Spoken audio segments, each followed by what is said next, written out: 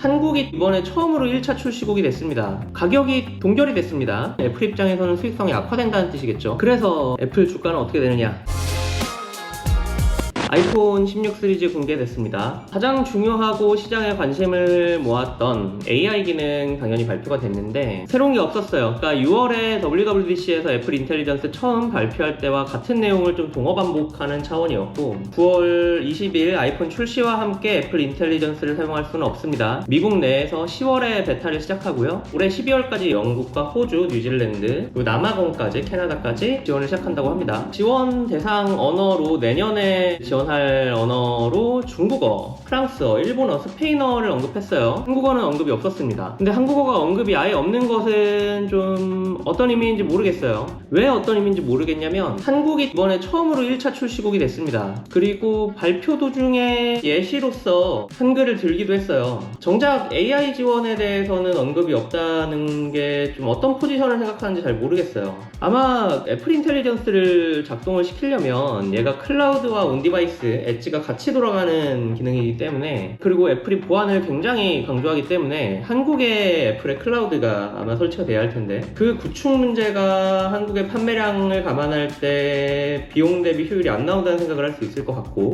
중국은 당연히 이제 클라우드를 구축하고 중국에서 AI 서비스하는 게 미국 정부가 굉장히 싫어하겠죠. 정치적인 문제가 있지만 중국 시장이 굉장히 애플에게 중요하고 또 최근에 굉장히 위기 상황이기 때문에 중국은 그럼에도 신경을 써야 한다는 판단을 한 게 아닌가 싶어요. AI 기능이 도입이 되면서 스펙이 향상이 됐다는 게 굉장히 좀 인상적입니다. 15 기본형에는 A16이 들어갔었습니다. 아이폰 15 프로에는 A17 프로 칩셋이 들어갔었죠. 근데 이번 아이폰 16에는 A18이 들어갑니다. 아이폰 16 프로에는 A18 프로가 들어가요. 기본형의 성능이 좀 상대적으로 많이 올라갔다고 볼 수 있겠죠. 두 세대를 건너뛴 거니까요. 그리고 D램이 향상이 됐어요. 아이폰은 기존에 뭐 최적화가 잘 된 것도 있지만 뭐 비용 절감의 차원도 있고, 아이폰은 기본형 같은 경우는 지금까지 6GB의 램을 사용해 왔습니다. 이번 아이폰 16은 기본형도 램이 8GB로 늘어난 걸로 파악이 돼요. D램도 대역폭이 더 넓은 최신형 D램을 아마 LPDDR5X를 사용한 것 같고요. 그리고 모바일 AP를 설명하면서도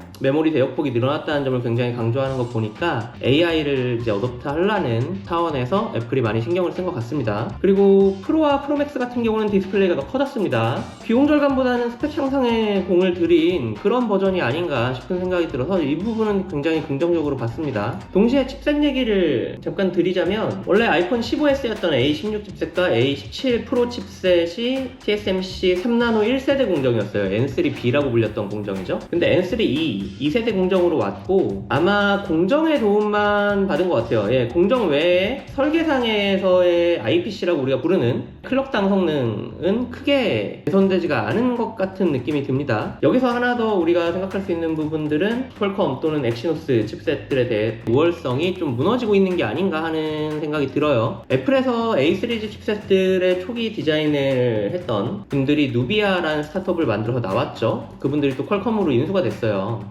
퀄컴에 지금 오라이온이라는 칩셋들을 설계하고 만들고 있는데 A 시리즈 최초의 기본 설계가 이제는 아키텍처가 한계에 다다른 게 아닌가 하는 생각이 좀 들긴 합니다. 재밌는 디자인 체인지들이 있었는데 음향 버튼 비슷한 길쭉한 버튼이 생겼습니다. 근데 얘가 슬라이드가 돼요. 줌을 하거나 필터를 바꾸거나 설정을 바꾸거나 이런 컨트롤로 사용할 수도 있고, 그리고 얘를 반셔터 기능이 있대요. 반쯤 누르면 얘가 초점을 맞추고 제대로 누르면 찍죠. 되게 재밌는 감각을 줄 것 같고, 또 프로 같은 경우는 4K 120프레임 촬영이 가능하고, 기본형 같은 경우는 기존에 이렇게 사선으로 달려있던 카메라가 이렇게 세로로 바뀌었습니다. 두 개 달려있죠. 공간 촬영, 그 비전 프로로 감상할 수 있는 공간 사진 촬영이 가능하다 하고, 프로의 경우는 마이크가 4개가 달렸대요. 그냥 영상을 찍을 때도 스튜디오에서 녹음한 듯이 아니면 또 영화처럼 음성을 좀 더 잘 파악을 해서 선명하게 들려주는 이런 기능들을 또 선보였습니다. 그래서 애플 주가는 어떻게 되느냐, 프레젠테이션 끝나고 나서 저점을 찍었다가 다시 반등을 하면서 보합해서 마감했어요. 블룸버그 같은 경우도 이전 아이폰 발표에 없었던 정도로 많이 떨어지고 있다는 점을 지적을 했었고,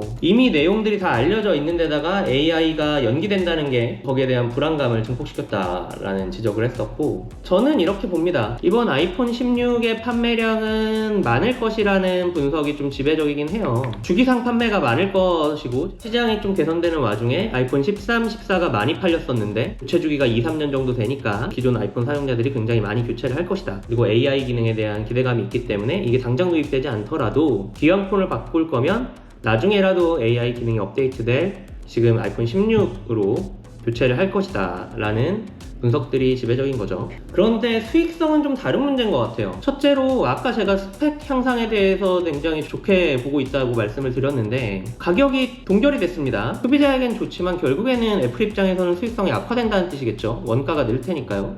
근데 이번 제품에서 디램 용량을 키우고 그리고 기본형과 프로의 이제 기본 스펙 면에서 큰 차이점을 두지 않았다는 점에 대해서는 긍정적으로 바라보고 있고, 다만 이런 부분이 애플의 수익성에 대해서 어떤 영향을 끼칠지는 좀 더 지켜봐야 하지 않을까. 당장은 긍정적이지 않아도 제품 경쟁력으로 판매량을 팍 늘린다면 뭐 결과적으로 좋은 성과가 있겠죠.